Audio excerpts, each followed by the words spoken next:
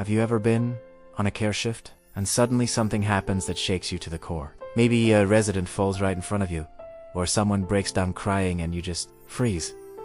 You try to stay calm, but inside you're shaken. You go home, but you can't stop thinking about it. If you've ever felt that, then this video is for you. Because today, we're talking about something every care worker faces at some point. Trauma at work. And more importantly, how to handle it like a pro, protect your clients, and protect yourself. So stay with me till the end. This could change the way you see your job, and maybe even how you care for yourself. Let's start with, what is trauma? Trauma is when something so distressing or shocking happens that it shakes a person's ability to cope. It's not just feeling bad, it's deep.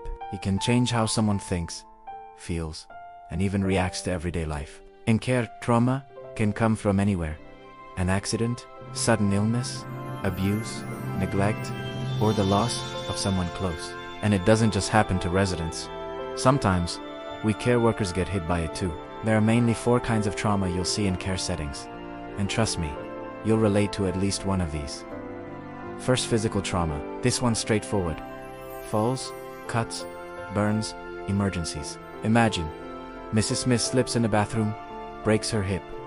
That's not just physical pain, that's trauma. Second, emotional trauma. This is when someone feels a deep emotional wound, like losing independence, loneliness, or grief.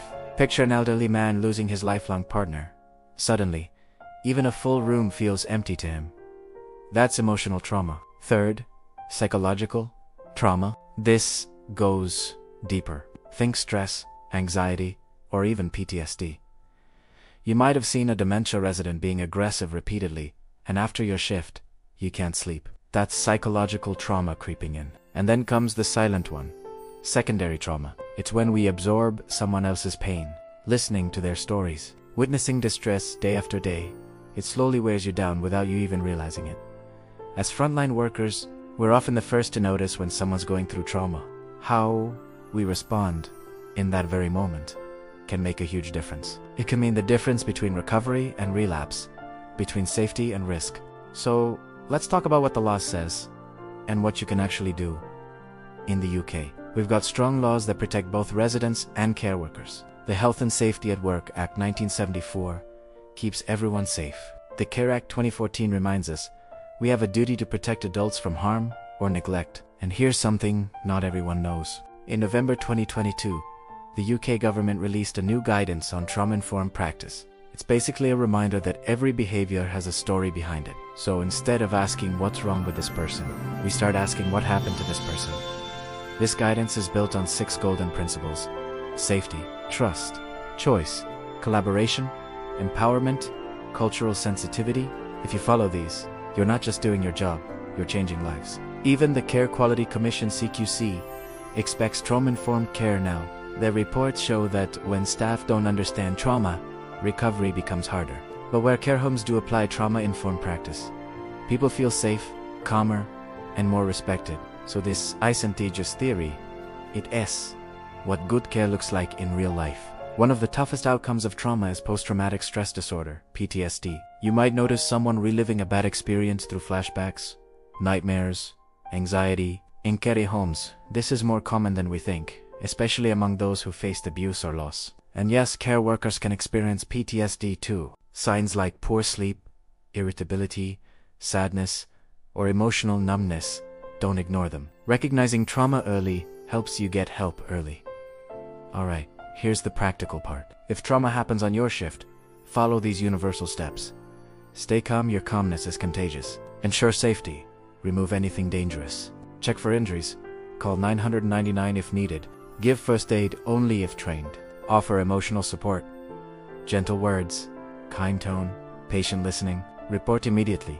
Follow your workplace policy. Record everything accurately. Follow up. Check how the person's doing later. Simple steps, but they save lives. To help someone recover from trauma, listen more than you talk. Encourage them to express feelings. Involve family if it's safe.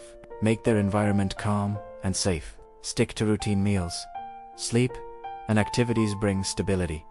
Small actions, massive impact. Now let's talk about you. Care work can be emotionally draining. If you've been through something heavy, don't hold it in. Talk to your manager or safeguarding lead. Use your workplace's employee assistance program. Contact your GP or mental health helplines like Mind UK or Samaritans. Because you can't pour from an empty cup, taking care of yourself is part of your job. Friends, trauma is part of the reality of working in care. But when we recognize it, respond right, and report properly, we protect others and ourselves. Every calm word, every kind action, every bit of empathy, it counts. You're not just doing a job, you're helping people heal.